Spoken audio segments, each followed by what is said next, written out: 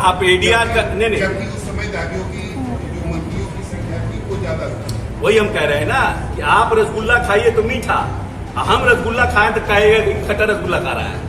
जब आप पार्लियामेंट के उम्मीदवारों का लिस्ट निकालिए और एडीआर का रिपोर्ट निकालिए कि किसने सबसे दागी उम्मीदवार को मेंबर ऑफ पार्लियामेंट किस पार्टी के सबसे दागी हैं। दागी दागी तो बोल रहे हैं लोग।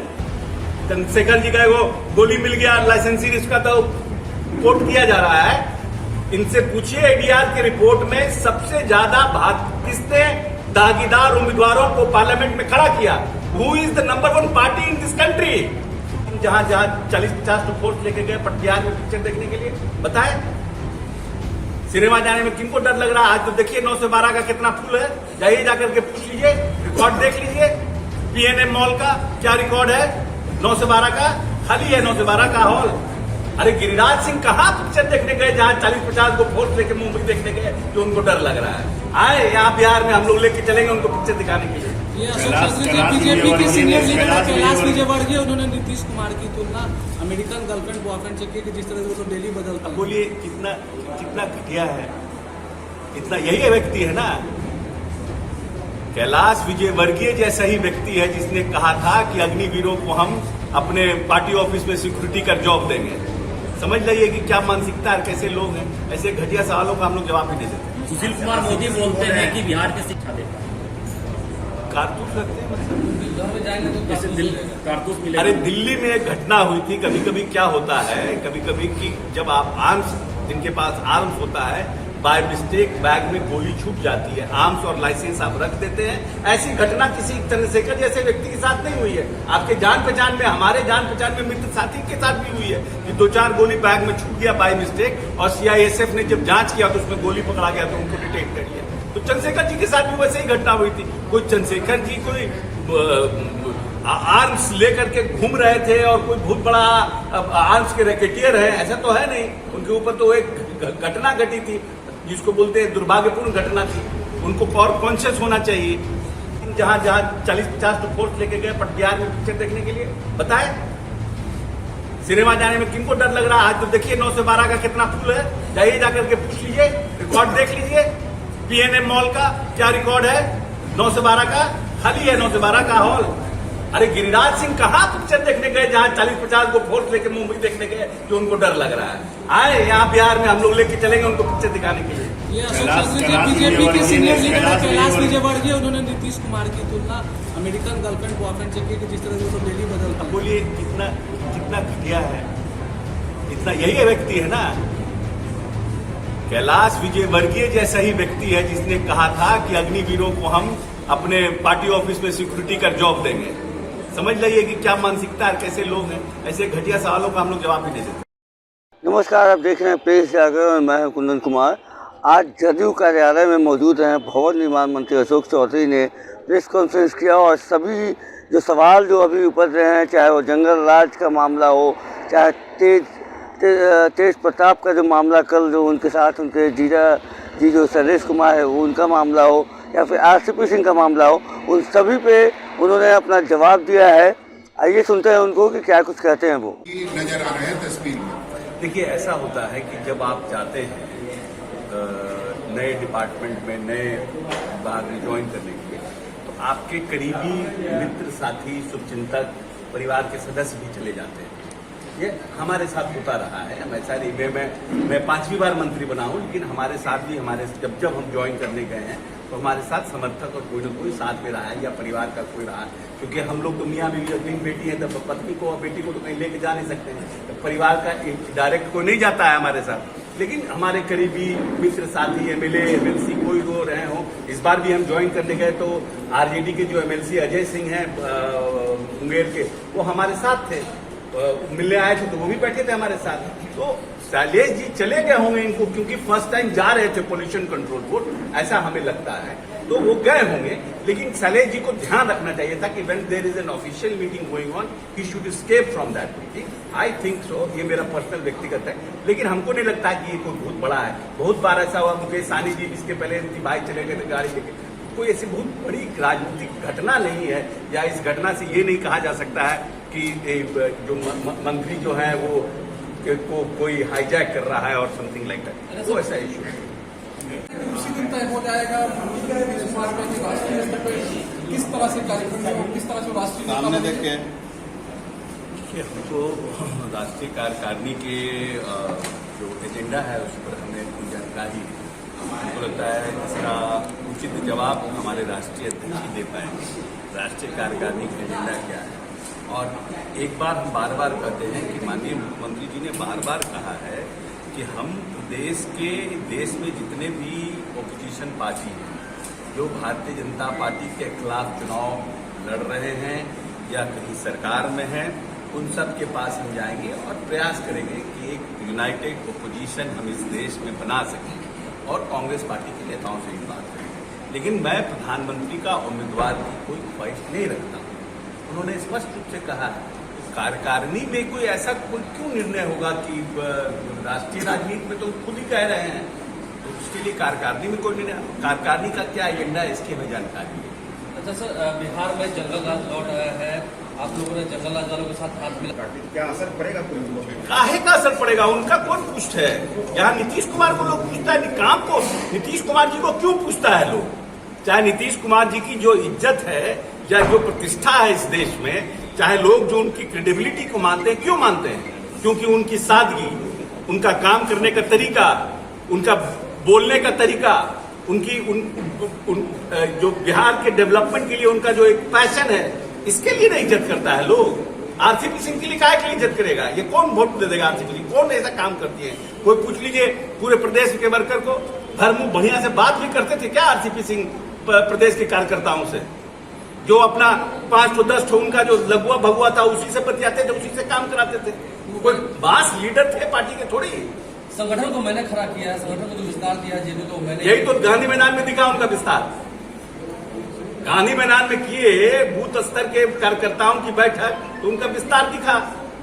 अब ललन सिंह आए हैं, अब विस्तार हम लोग कर रहे हैं, अब उसके बाद देखिएगा विस्तार गांधी मैदान में।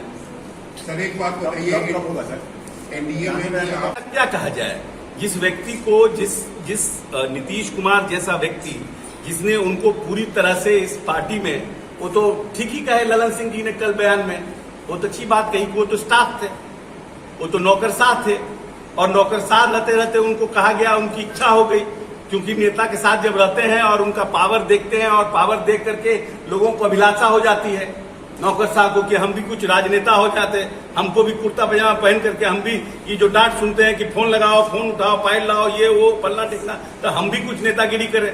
तो उन्होंने इच्छा जाहिर की नीतीश जी के सामने कि भाई हमको भी दे दीजिए राजनीति में मौका, और माननीय नेता ने उनको राज्यसभा में मौका दे दिया। सोचे कि इतने पुराने और मेरे विश्वासी आदमी हैं, उनको महामंत्री संगठन बना दिया। महामंत्री संगठन बन गए तो उन्होंने पैरेलल सिस्टम अपना चालू कर दिया। उसी समय से उनका रुख समझ में आया, और जिस दिन उन्होंने ये ऐलान किया कि हम भारतीय जनता पार्टी के साथ जा रहे हैं, तो ये तो बात साफ हो गई ना कि आरसीपी सिंह कहीं न कहीं बीजेपी के एजेंट के रूप में इस पार्टी में काम कर रहे थे और पार्टी को कहीं न कहीं खोखला कर रहे थे। सिर्फ हम आपको एक घटना बताते हैं, बरबीघा विधानसभा में सुदर्शन चुनाव लड़ रहे थे, और जिनको माननीय आरसीपी सिंह ने वहां का संगठन प्रभारी बनाया था, वो वहां इंडिपेंडेंट चुनाव लड़ा और आरसीपी सिंह ने उनको मदद किया चुनाव लड़ने के लिए। कौन आदमी होगा जो कि अपने ही ऑफिशियल उम्मीदवार के खिलाफ में उम्मीदवार खड़ा करके उसको हराने का प्रयास करेगा? और वो आदमी 12,000 वोट काट लिया। वहां पर पहला वोट भूमिहार का है, सेकंड वोट कुर्मी का है, और ये कुर्मी जाति से आते थे, डॉक्टर थे, ये लोग खड़ा हो गए वहां पर, 12,000 कुर्मी का वोट काट लिए। किसी तरह से बेचारा सुदर्शन जीता है चुनाव।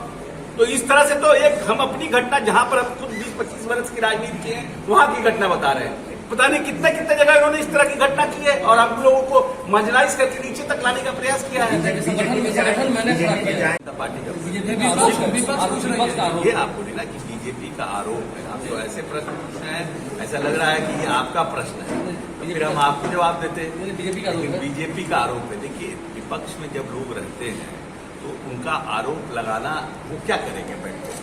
अब आपका भी 24 घंटे का पोर्टल है, 24 घंटे का सबका कार्यक्रम होता है, सबका 24 घंटे, सबको न्यूज चाहिए, सबको अपना टीआरपी हाई रखना है, टीआरपी को पकड़ के रखना है। तो जब तक कुछ आरोप नहीं लगेगा, कैसे कहते हैं कि हम जंगल राज है? 15 से 17 में ऐसी कौन सी बड़ी घटना हुई जब नीतीश कुमार के नेतृत्व में यहाँ पे सरकार थी? भारतीय जनता पार्टी के लोगों से हम पूछना चाहते हैं कि कोई एक घटना बता दे जो हम 15 से लेके 17 तक, नवंबर से लेके 17 जून तक, जब तक कि हम महागठबंधन में रहे, ऐसी कौन सी बड़ी घटना हुई जिसमें कि ये कहा जाए कि जंगल राज हो गया, और ऐसी कौन सी घटना घटी 17 से लेके 22 तक कि जिसमें ये कहा जाए कि वो घटना 15 और 17 के बीच में, जो 15-17 में घटनाएं छुटपुट होती थी, वो घटना 17 से 22 के बीच में भी हुई है। तो इसमें जंगल राज आने का, क्योंकि आप एक इंप्रेशन क्रिएट करना चाहते हैं, एक भय का माहौल बनाना चाहते हैं लोगों के मन में, मस्तिष्क में, कि वापस आ गया। नीतीश, एक शब्द है अंग्रेजी में पेटेंट, और सभी दवाई की कंपनियां जो हैं पेटेंट लेने के लिए परेशान हैं। जो आलू उगाता है वो भी चाहता है कि मेरा जो आलू है वो पेटेंट हो जाए। उसी तरह से पॉलिटिक्स में नीतीश कुमार का पेटेंट है law and order and development. Nitish Kumar किसी भी कीमत पर इन दोनों चीजें से कॉम्प्रोमाइज नहीं करते हैं, और जो लोग ये जंगल राज की बात करते थे वो सब भूली बिसरी बात है। अब इस प्रदेश में कानून का राज स्थापित है, और नीतीश सबके हैं, चाहे वो महादलित हो, चाहे वो अल्पसंख्यक हो, चाहे वो भूमियार हो, चाहे राजपूत हो, चाहे ब्राह्मण हो, चाहे अति पिछड़ा हो। नीतीश कुमार ने सभी लोगों के लिए काम किया है। इसीलिए इस प्रदेश में न कभी जातीय उन्माद हुआ, इसीलिए इस प्रदेश में न कभी जातीय उन्माद हुआ, न जातीय तनाव हुआ, न प्रदेश में कभी भी हिंदू मुस्लिम की कोई घटना घटी। विरासत में बोल रहे हैं क्या कहा जाए, जिस व्यक्ति को, जिस नीतीश कुमार जैसा व्यक्ति, जिसने उनको पूरी तरह से इस पार्टी में, वो तो ठीक ही कहे ललन सिंह जी ने कल बयान में, वो तो अच्छी बात कही कि वो तो स्टाफ थे, वो तो नौकरशाह थे, और नौकरशाह रहते रहते उनको कहा गया, उनकी इच्छा हो गई, क्योंकि नेता के साथ जब रहते हैं और उनका पावर देखते हैं, और पावर देख करके लोगों को अभिलाषा हो जाती है नौकरशाह को कि हम भी कुछ राजनेता हो जाते, हमको भी कुर्ता पजामा पहन करके हम भी ये जो डांट सुनते हैं कि फोन लगाओ, फोन उठाओ, फाइल लाओ, ये वो पलना टिकना, तो हम भी कुछ नेतागिरी करें। तो उन्होंने इच्छा जाहिर की नीतीश जी के सामने कि भाई हमको भी दे दीजिए राजनीति में मौका, और माननीय नेता ने उनको राज्यसभा में मौका दे दिया। सोचे कि इतने पुराने और मेरे विश्वासी आदमी हैं, उनको महामंत्री संगठन बना दिया। महामंत्री संगठन बन गए तो उन्होंने पैरेलल सिस्टम अपना चालू कर दिया। उसी समय से उनका रुख समझ में आया, और जिस दिन उन्होंने ये ऐलान किया कि हम भारतीय जनता पार्टी के साथ जा रहे हैं, तो ये तो बात साफ हो गई ना कि आरसीपी सिंह कहीं न कहीं बीजेपी के एजेंट के रूप में इस पार्टी में काम कर रहे थे, और पार्टी को कहीं न कहीं खोखला कर रहे थे। सिर्फ हम आपको एक घटना बताते हैं, बरबीघा विधानसभा में सुदर्शन चुनाव लड़ रहे थे, और जिनको माननीय आरसीपी सिंह ने वहां का संगठन प्रभारी बनाया था, वो वहां इंडिपेंडेंट चुनाव लड़ा, और आरसीपी सिंह ने उनको मदद किया चुनाव लड़ने के लिए। कौन आदमी होगा जो कि अपने ही ऑफिशियल उम्मीदवार के खिलाफ में उम्मीदवार खड़ा करके उसको हराने का प्रयास करेगा, और वो आदमी 12,000 वोट काट लिया। वहां पर पहला वोट भूमिहार का है, सेकंड वोट कुर्मी का है, और ये कुर्मी जाति से आते थे, डॉक्टर थे, ये खड़ा हो गए वहां पर, 12,000 कुर्मी का वोट काट लिए। किसी तरह से बेचारा सुदर्शन जीता है चुनाव। तो इस तरह से तो एक हम अपनी घटना, जहां पर हम खुद 20-25 वर्ष की राजनीति के हैं, वहां की घटना बता रहे हैं। पता नहीं कितने कितने जगह उन्होंने इस तरह की घटना की है, और आप लोगों को मार्जिनाइज करके नीचे तक लाने का प्रयास किया है। आप सुन रहे थे अशोक चौधरी को, उन्होंने काफ़ी सारे मुद्दों पे जो है सवाल का जवाब दिया है। बहरहाल ऐसे तमाम खबरों के लिए बने रहिएगा प्रेस जागरण के साथ। तब तक के लिए धन्यवाद।